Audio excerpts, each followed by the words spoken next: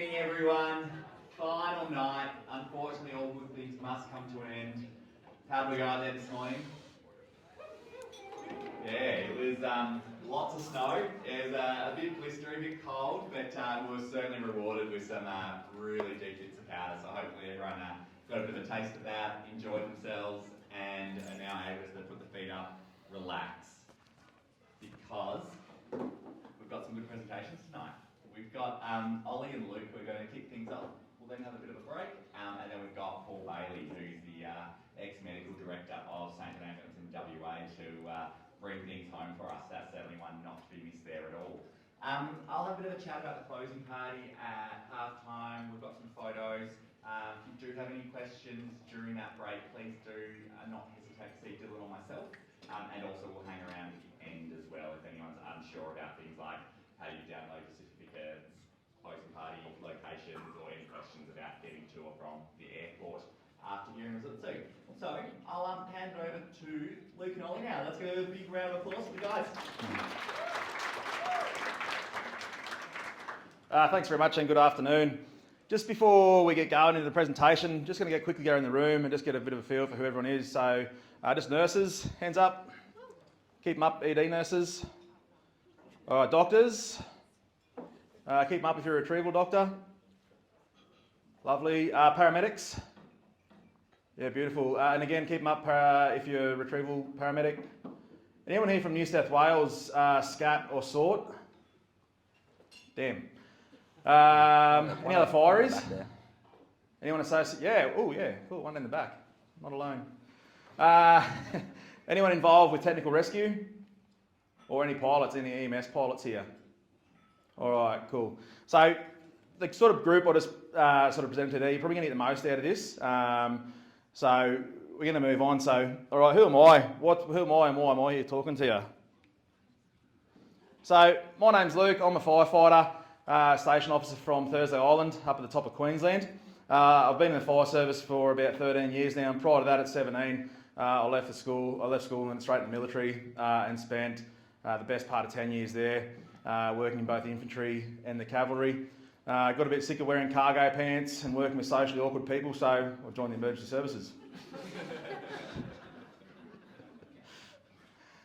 During my time in the military, I didn't do too much medically based. I did a combat first aid course, which essentially is a first aid course with the ability to cannulate and give a few drugs. Any other ex-military here? Jesus, I'm on my own.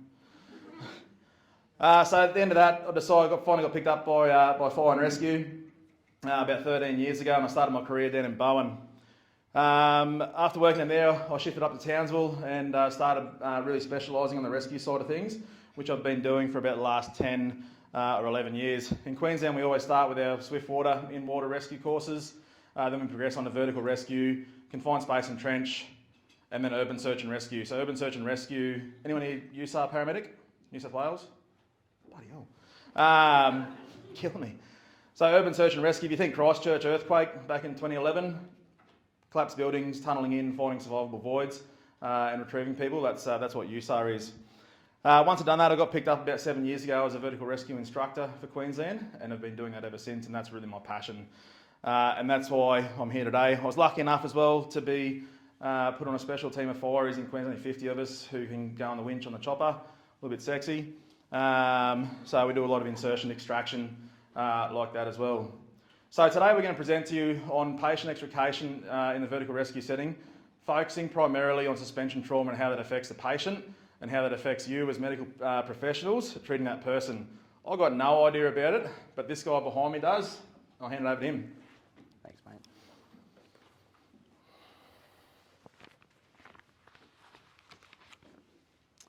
Awesome, thanks, Luke. Good afternoon, everyone. My name's Oliver Ford. So I've been a paramedic for the last 8 years. Initially did my training in Brisbane, in the northern side of Brisbane. And the last 3 years I've been moved up to TI as a flight paramedic. So I work in a very small team. So on the island I respond with the ambulance, and then in the helicopter with the retrieval medical officer, in which we provide a retrieval and primary rescue service within the Torres Strait and the Northern Peninsula area. So here's just a slide just to kind of show the range that we work in. So you can see here out to the east is Murray Island, Darnley and Stephen. And we travel all the way up north to Saibai Island.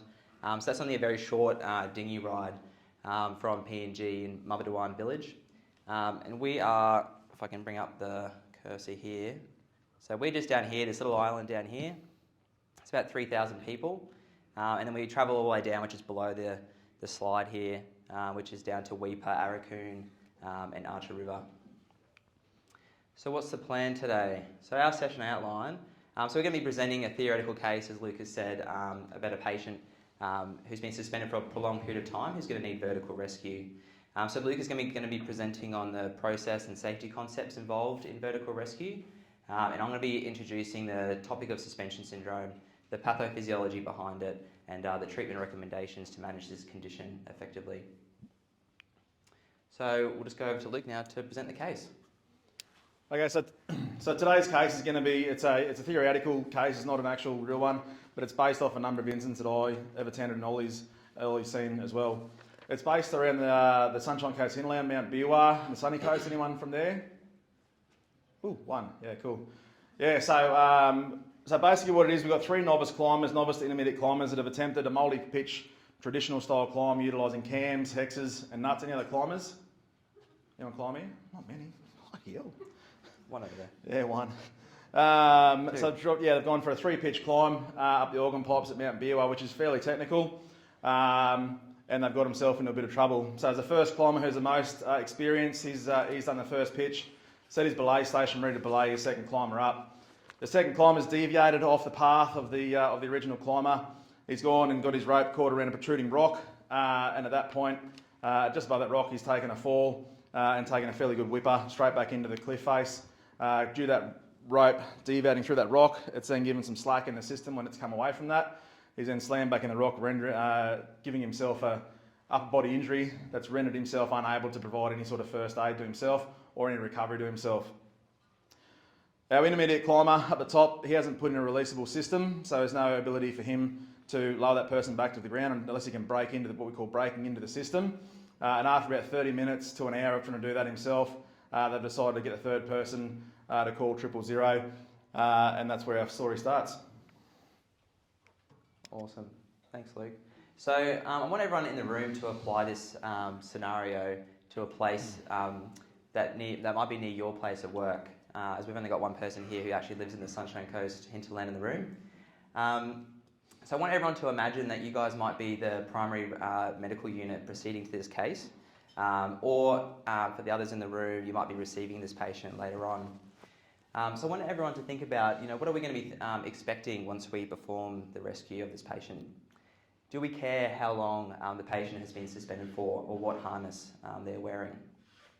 Now, while this sounds like a very low frequency case, I want for everyone, with a growing number of people who are using harnesses for work and recreation, we all need to be aware that all who use harnesses are at risk of developing suspension syndrome. And this has been described as a primary cause of death in a number of climbing incidents. So the evolution of rescue personnel's understanding of suspension syndrome initially began in 1972 at the International Conference of Mountain Rescue Doctors in Austria. So during this conference, a series of cases were analysed where patients had died after being rescued following prolonged suspension. So one research group identified 10 climbers with no physical injury who were suspended in their own harness from 90 minutes up to 8 hours. So 8 patients who were rescued survived from 30 minutes to 11 days after their rescue, and eventually all of these patients died. So another series of cases published in 1972 found 10 out of 23 uninjured climbers died after being suspended in their harness. And a recent systematic review in 2021 found another 3 case studies which identified similar outcomes. So the clear medical risk to suspension victims who has been suspended for a prolonged period of time has since been discussed and debated amongst the broader medical community, and the controversial concept of suspension syndrome and rescue death was born. So suspension syndrome can be defined as the body's pathophysiological response or intolerance to orthostatic hanging in a stagnant vertical position for a prolonged period of time. So in the body, venous return occurs through muscular contractions forcing blood through the one-way valves of the lower extremity veins. However, the venous pump can be disabled in the motionless suspended patient while arterial flow continues. So failure of this venous pump can then lead to blood pooling in the legs, which results in a reduction of cardiac preload and stroke volume. So with this decreasing stroke volume in a hyperautonomic state, the person then can become subject to the basalt-Yaris reflex. So this triggers a decrease in heart rate, blood pressure, and eventually leading to syncope. And this underlying mechanism has only been recently documented through the works of Walsh and colleagues in 2019.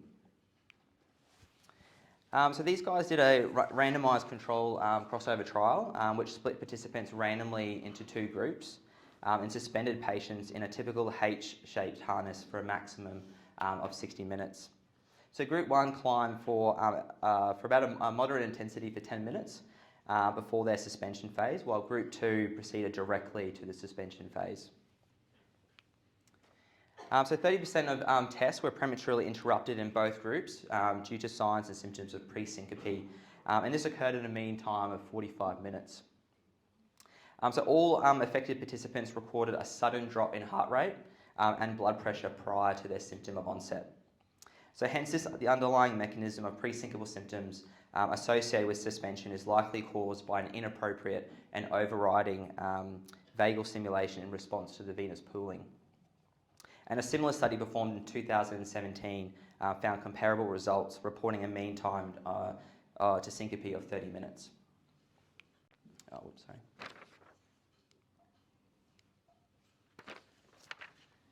So another important outcome from this study was that they were able to show that the consistent venous pooling in all participants was likely as a result of ineffective muscle pump function due to immobilization rather than obstruction caused by the harness straps. And this was confirmed via ultrasound, which demonstrated unimpeded dilation of both the femoral artery and the femoral vein.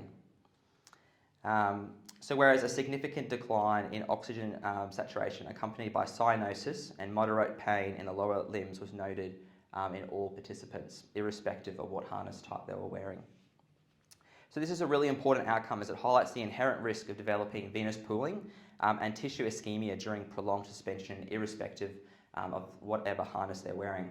And furthermore, this pathology is thought to be the underlying cause of rescue death in cases of prolonged suspension.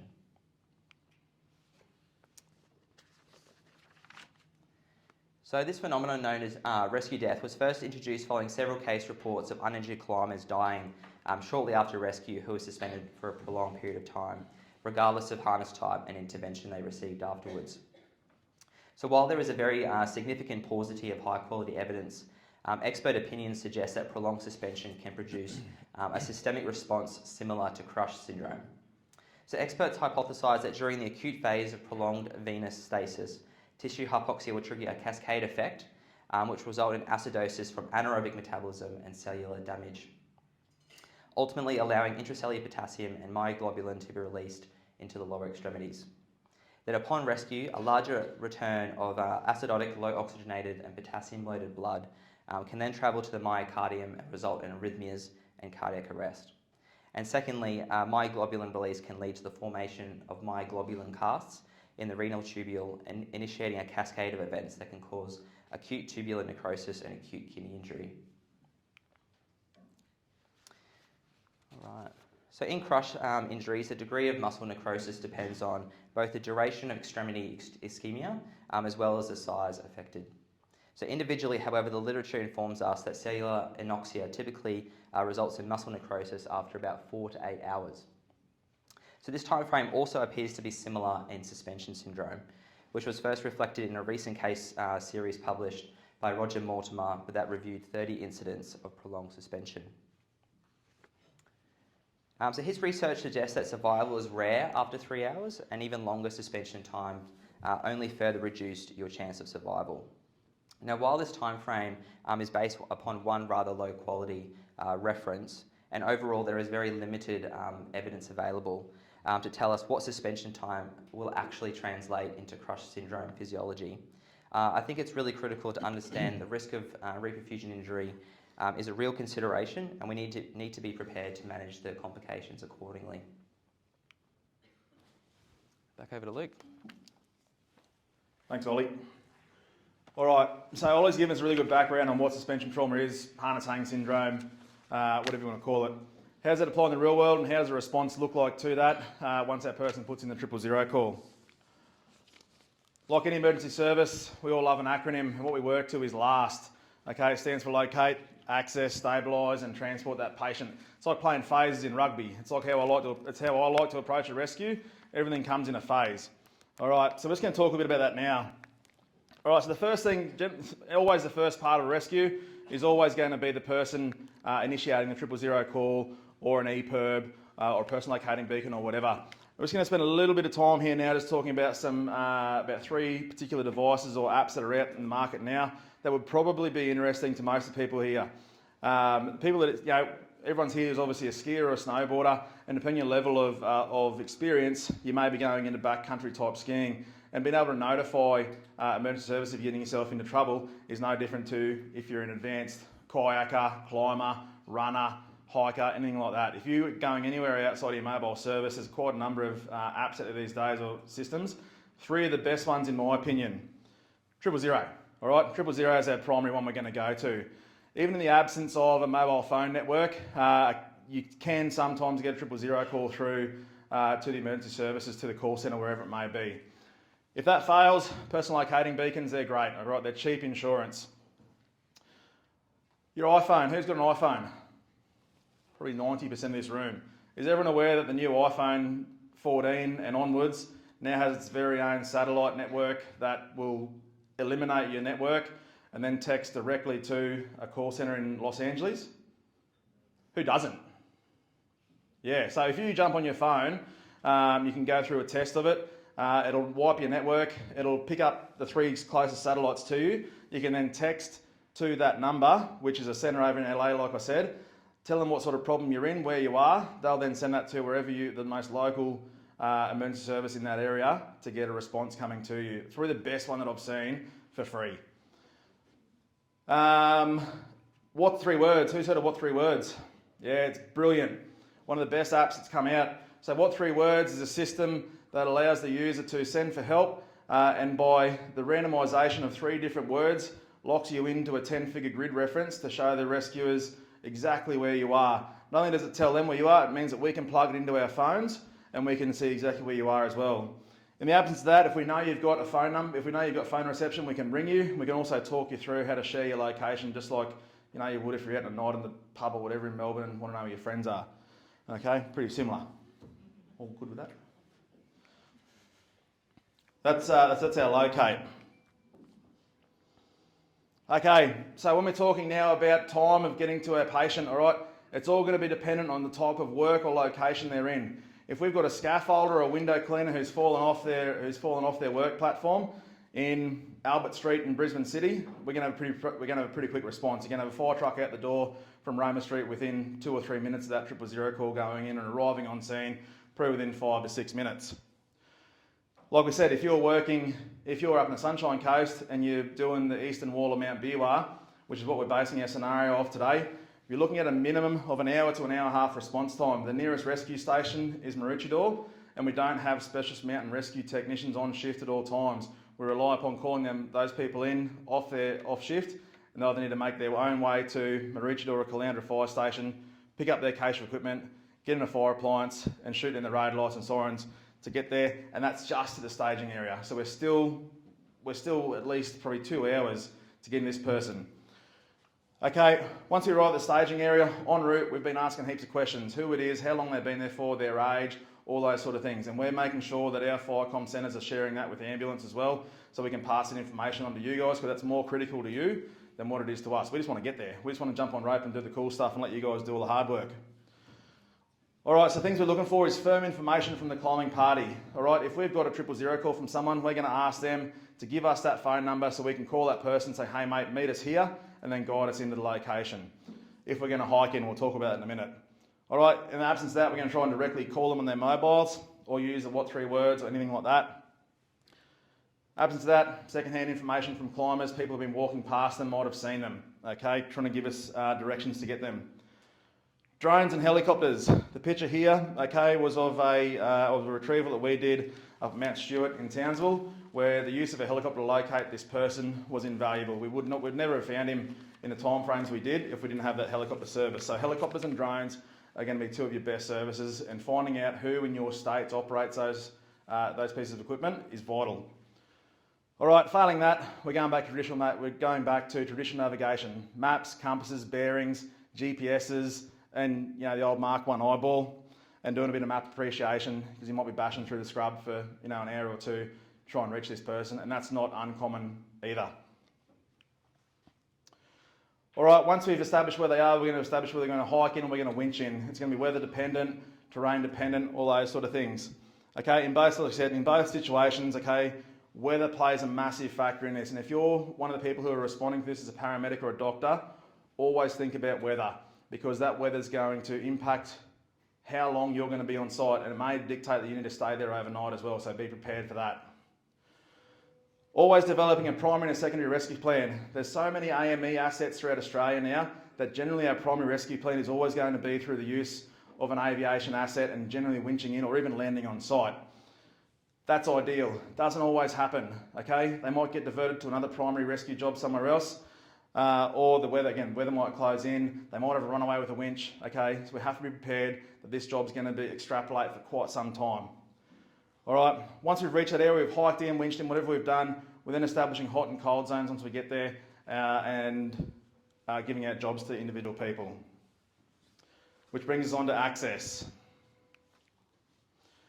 So the video I'm going to show you now is just an example of what can happen when the weather does close in. This is from a training exercise we did up on the side of Mount Timbergargan, I think it was, up on the sunny coast. It was beautiful and sunny when we went out in the morning, and within about 2 or 3 hours is what we'll face with.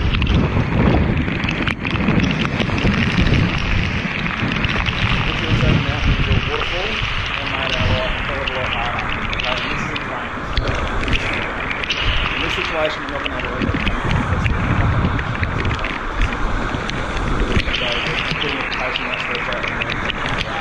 a belaying the whole way back to the ground.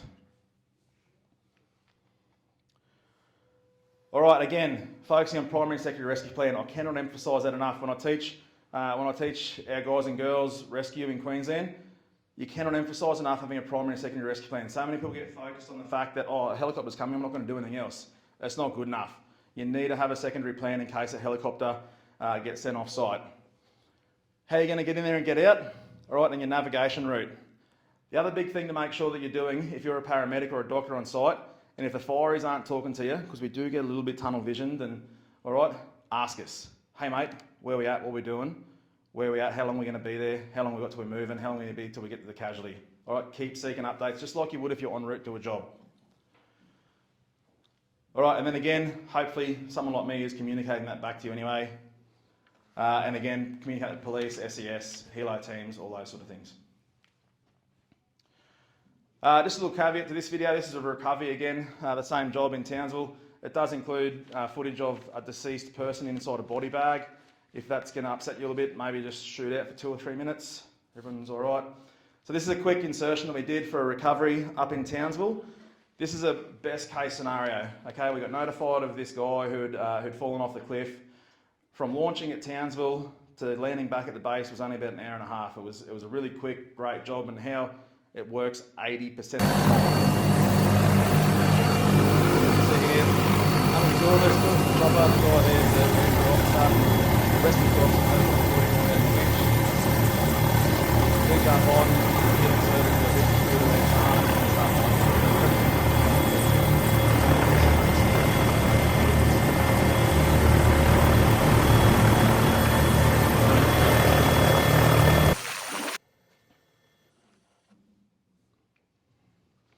Okay, so access. Once we arrive at the scene, need to determine if it's going to be a top down, or a bottom up rescue. And what that means is, are we going to hike to the top, are we going to get winched into the top and then abseil down to our casualty, or are we going to have to start climbing, all right? And hopefully you've got someone in the team who's a better climber than me. I'm not really built for climbing, I'm built for tying knots. I love it.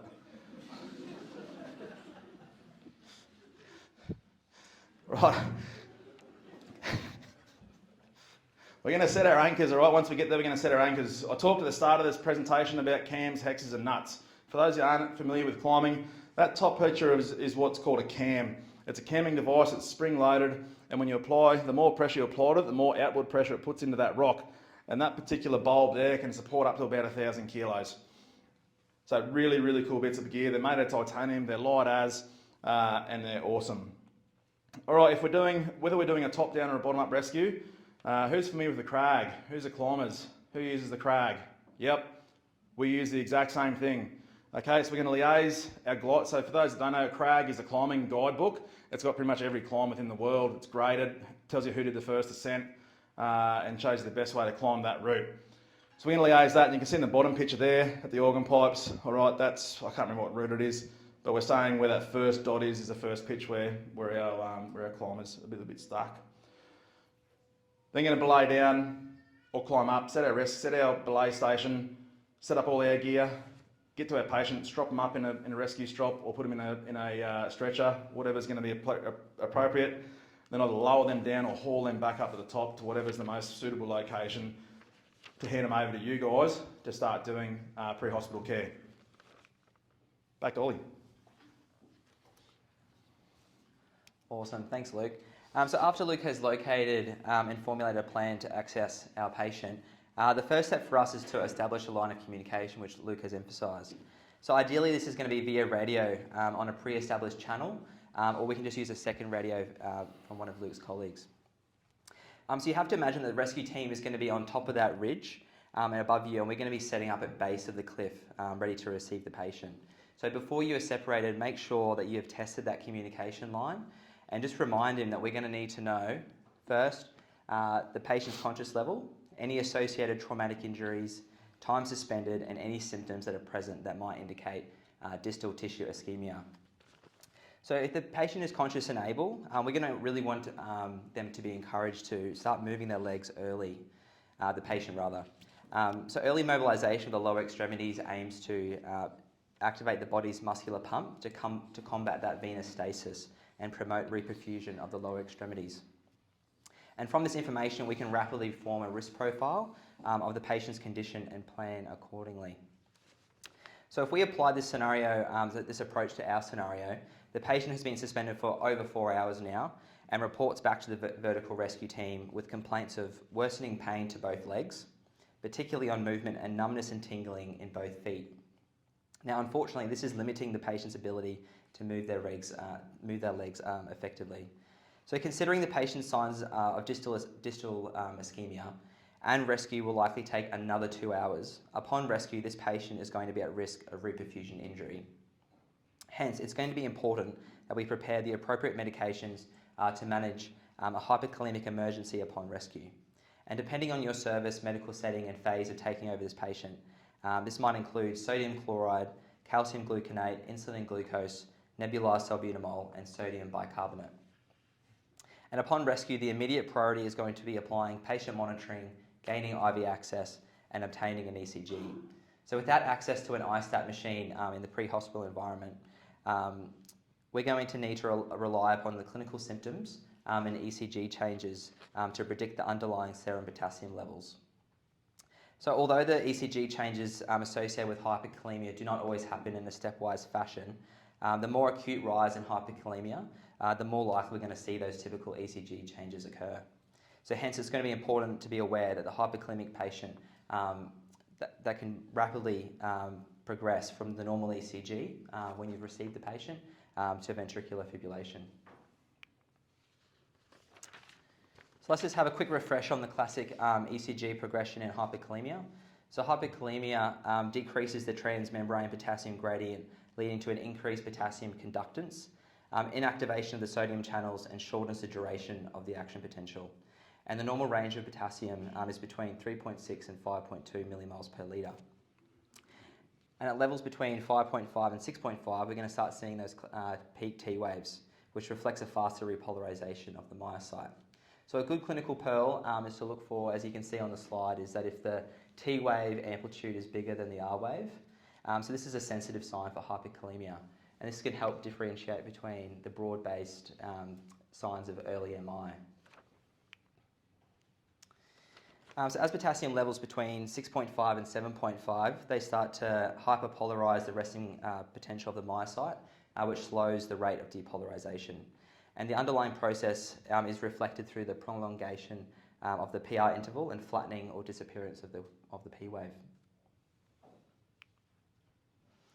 As potassium levels increase, the increasing positive membrane potential leads to a progressively slow depolarization, and this is reflected in the widening of the QRS. And as depolarization slows, the widening QRS begins to merge with the T wave and produces the classically taught sine wave. And this is a pre-terminal rhythm which can proceed rapidly to ventricular fibrillation. So as accessing and utilising an iStat machine is currently not available in our practice to test electrolytes, it's going to be important that we understand these ECG patterns and the likely underlying potassium levels, as this is going to help guide our treatment and clinical trajectory. All right, so after Luke has done an incredible job and lowered the patient to us, and after about 6 hours of being suspended, we're going to find the patient, so alert and orientated, airways patent, breathing's intact, there's no gas exchange issues. You do feel their pulse and their bradycardic at a rate of 40, GCS 15 with no logical deficits, and on exam you find that the patient is showing signs of distal tissue ischemia and has sustained a likely wrist fracture. So vital signs come back, pulse rate of 40, blood pressure is a little soft on 90 on 45, SATs of 98%, A febrile and BSL is normal. And this is their ECG. So this shows a very slow junctional rhythm at a rate of 40 with peak T waves. And the patient is otherwise fit and healthy and no regular medications, no allergies. So at this point, we're obviously going to be quite concerned with the significant ECG changes that probably represent a likely serum potassium levels around 6.5 to 7.5. And this was going to require urgent management. So what should we be considering at this point? So to manage hyperkalemia, we think about three principles. First being stabilising the cardiac membrane, second, shift potassium intracellularly, and third, trying to eliminate the potassium. So principle one involves stabilising the cardiac membrane through administering calcium. So the indications to provide calcium include a potassium level over 6.5, significant ECG changes such as QRLS prolongation or loss of P waves, and hemodynamic compromise resulting from a likely suspected hyperkalemia. So in most pre-hospital services, we use calcium gluconate instead of calcium chloride, mainly due to its reduced risk of local tissue necrosis at the IV site. So there's no real good literature to help guide us whether calcium gluconate or calcium chloride is better, but just remember that 3 amps of calcium gluconate are often required to start to see the ECG changes of hyperkalemia resolve. So also just considered maybe drawing up a second dose or a third dose. So principle number 2 involves shifting potassium into the cells. So the choices that we have is choosing between intravenous insulin, beta agonist, and bicarbonate. So the indications to start insulin, and this is mainly a refresher for our hospital-based colleagues. So the indications for us is potassium over 5 millimoles with ECG changes, or potassium over 6.5 regardless of ECG changes. So insulin administration lowers the serum potassium concentration by driving the potassium into the cells, primarily by enhancing the activity of the sodium-potassium ATP pump in skeletal muscle. So the potassium lowering effect of insulin is greatest at high levels, so we typically are giving 10 units of regular insulin, followed by 50 mils of 50% dextrose. And this leads to a rapid reduction in serum potassium by about 1 millimole with between 30 and 60 minutes. And our second option is nebulized salbutamol, typically. So use of beta agonists follow the same indications and mechanism as insulin and are useful to rapidly shift potassium into the cells. So nebulized salbutamol can be effective in the acute treatment of hyperkalemia, lowering the serum potassium by about 0.5 to 1 millimole within 30 minutes. And combined with insulin therapy, this can have a synergistic effect, reducing serum potassium by about 1.2 to 1.5 millimoles. And finally, our third option is sodium bicarbonate. So sodium bicarbonate is known to promote hydrogen release and raise the systemic pH as part of the buffering reaction. So this change is accompanied by potassium movement into the cells to maintain electrode neutrality. So the use of bicarbonate for the treatment of hyperkalemia is actually mainly based upon only small, uncontrolled clinical studies and has shown very little efficacy in lowering the serum potassium in the acute setting. So hence, current literature does not actually support the routine use of bicarbonate in the treatment of hyperkalemia. And this is actually in contrast to a lot of the state-based services pre-hospitally.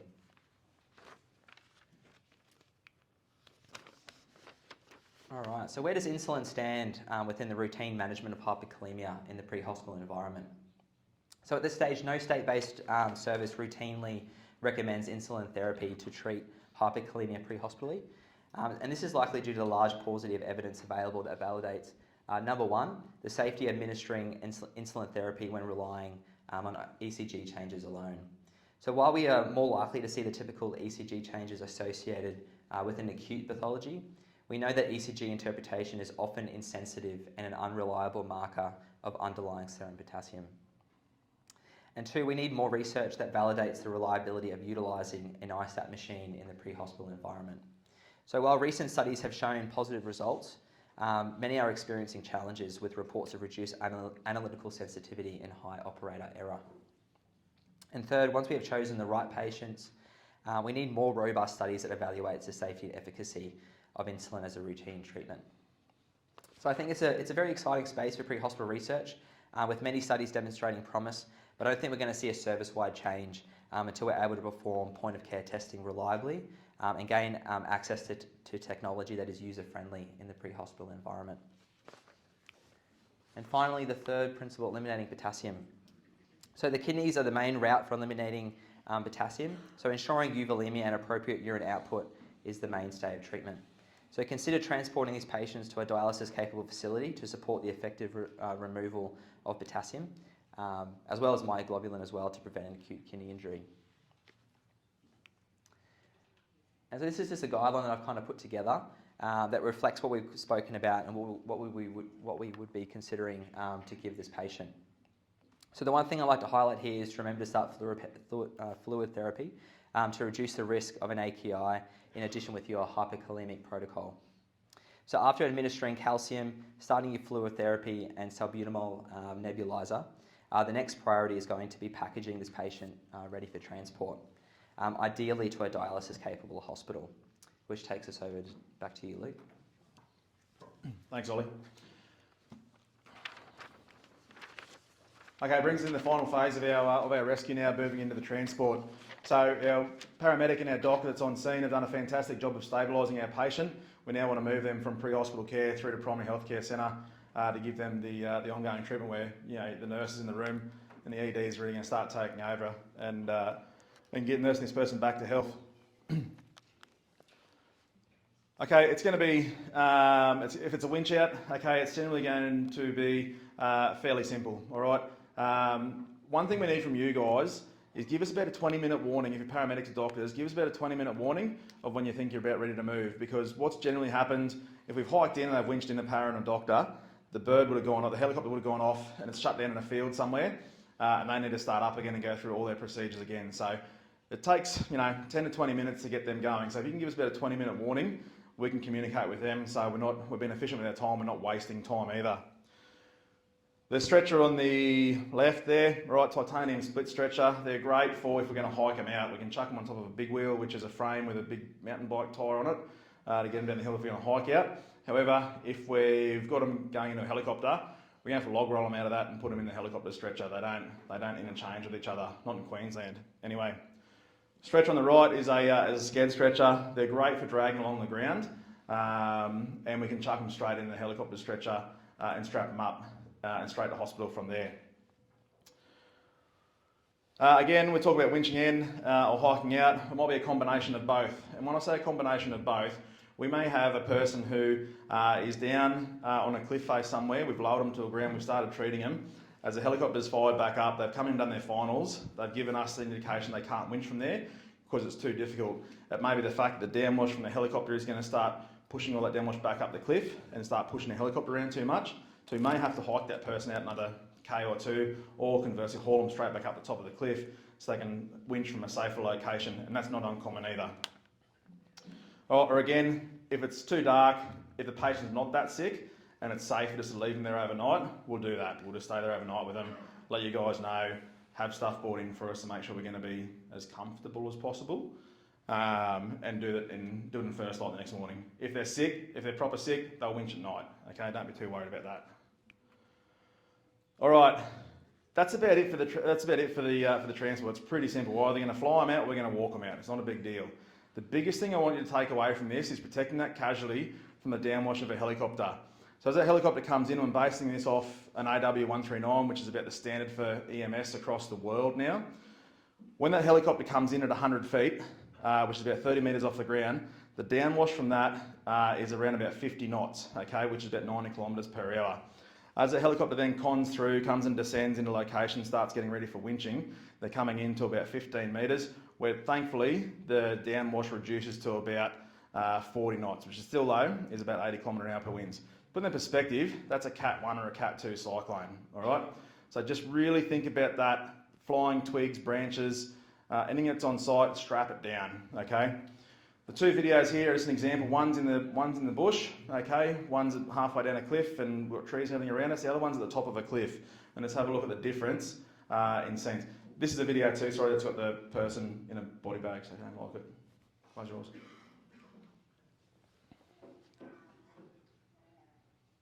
Play.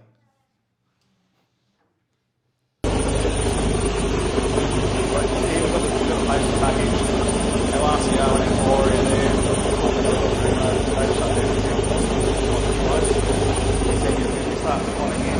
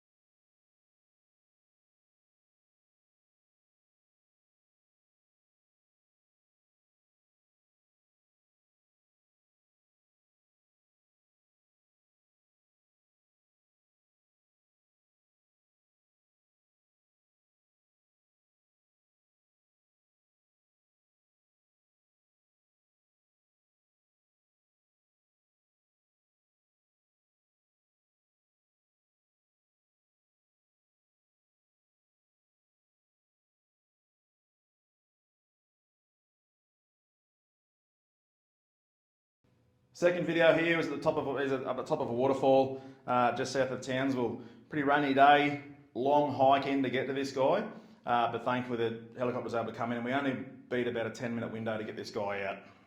But you can see here the teamwork there of everyone on the ground covering that patient, protecting him from...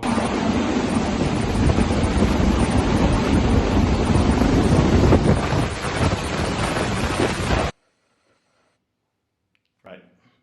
All right, so that brings us to the end of how we're going to get them out of there. So we're just going to quickly touch on now before the end of this presentation is just how we compare state to state, okay? Queenslanders, who's Queensland in the room? You, Carl Webb. Okay, so in Queensland, we are the subject matter experts and hold rescue primacy for the whole state, okay? All firefighters, whether they be auxiliary or permanent firefighters, are trained in level 1 rescue throughout Queensland. Level 1 is limited, however, to only being able to conduct a top-down rescue at a maximum height of 50 metres. And they have no ability to move on rope. They're essentially just tied into the end of a rope. They're belayed from a top-down position to access the casualty and either lower them back to the ground or haul them back up. It doesn't mean that their skills invalid. They're actually, in my opinion, probably some of the best level 1 training throughout Australia. Once you've been in the job for about 2 years as a permanent firefighter, you can then apply to go on and do your level 2 training. Okay, and that takes about 18 months, 24 months to complete the whole 5 suite of course, which I alluded to at the start of the talk. We have ongoing skills maintenance we have to do every 2 years to make sure that our skills are not only the skills we have are current, but also any updates we bring in as well. Rescue across the world is just going ahead in leaps and bounds, okay? Within Queensland, we've just recently developed, well, in the last 4 years, we've developed mountain rescue, specifically for the Sunshine Coast hinterland. Every Insta-influencer out there wants to climb Timbro or Biwa and get a hashtag living my best life picture. And then when they come down at 4 o'clock in the afternoon and realise it's a bit steep, put in a call to 000 and we've got to roll out the door and go and pick them up. Don't be that person, okay, please. That course itself, okay, is broken into operator and technician level, and it's very technical, okay. We're moving away from industrial-based rescue into much more climbing-based remote area sort of work.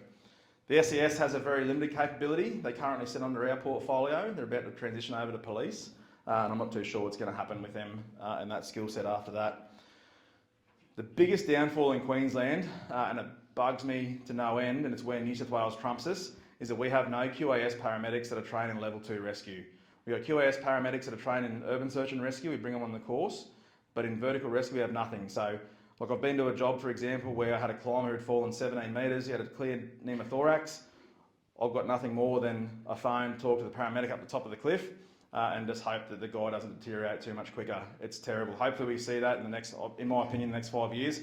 Hopefully we see some Queensland ambulance paramedics getting on those courses. And if you're from Queensland, you're a para, start hitting up your SOs and your inspectors and asking them about doing training with us. New South Wales, who's New South Wales? You suck at league. Is anyone SCAT? Anyone a SCAT paramedic or a SORT paramedic? Damn it. Okay, so in New South Wales, whereas in Queensland we hold the primacy of rescue, they've got 5 different organisations that do rescue there, and it depends on where you are in the state who's got the primacy of control, and it can get quite ugly. Okay, Volunteer Rescue Association and SES up in the north seem to hold the primacy of rescue, and Trump Fire is in police. Okay, as we move a bit further south, it gets a little bit better. All right, we've got New South Wales Fire and Rescue who conducts training similar to ours. They've only just sort of picked that up in the last few years, I believe. However, moving into police rescue and New South Wales ambulance, in my opinion, the best model in Australia at the moment of 2 organisations working together to provide the best patient care. All right, they really do a great job of it. They did a doco on Channel 9 a while ago, and it really is pretty good. So ambulance has got SCAT, Special Casualty Access Team, and they've got Special Operations Response Team. So they're 2 different courses, I believe, that work in conjunction with technical rescue and also the police tactical units as well. These are the paramedics I'm talking about. And New South Wales Police Rescue are just dedicated rescue. The only difference between them and us is they carry a gun. Yeah, they're incredibly capable. They mostly work around the Sydney CBD and the Blue Mountains area. They've got little outlying areas outside New South Wales, I think Newcastle and a couple other places. Really good, really good qualification. Team, sorry. Victoria, who's from Victoria? This weather will be pretty similar, right?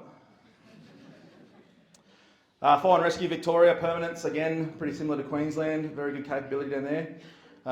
Unsure, anyone, can you guys, who's a para from Victoria? Someone give me a, yep, thanks. What capability do you know of down there? It's mainly just the helicopter paramedics. Just the chopper? Done any work with the fireys down there? The fireys have rescue. Yeah, cool. Know about SES? SES do have some rescue. Yeah, yep, about the same, yeah. South Australia again, Fire and Rescue hold the lead on that down there. And again, SES, who's from South Australia? Want to give me an update? Yep, please. Don't know? Okay, cool. As far as I know, fire and rescue, again, have a level 2 capability within them. I think Queensland's the only one that has the mountain rescue side, like we have at the moment, within a permanent employment area. And again, I'm not too sure SES or ambulance doesn't have a capability. No, thanks. All right, W8NT, 2 biggest states and territories we have in Australia with the most limited capability. All right, a lot of mine sites through that have their own mines rescue teams.